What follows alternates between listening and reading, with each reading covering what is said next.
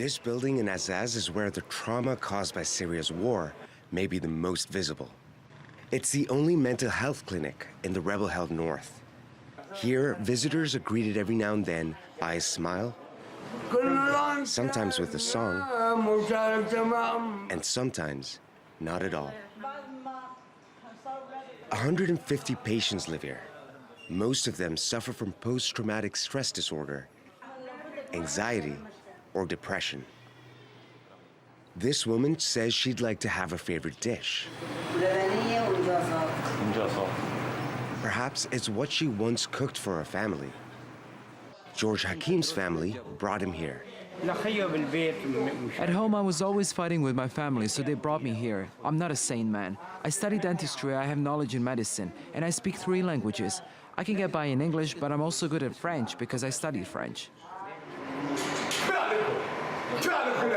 But anger is understood in any language.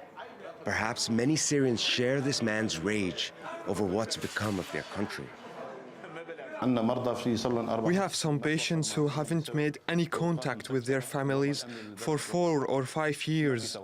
Roads are cut, and because of the state of the war in the country, some of them have had no contact with their families, even over the phone.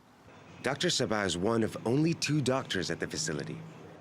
He told TRT World they had to relocate 3 times. Our first hospital was bombed. Then we moved to another place in Aleppo city. It was also bombed. So then we took the patients to the west of the city. That too was attacked after 2 or 3 days. And we eventually moved to Azaz, which is relatively safe.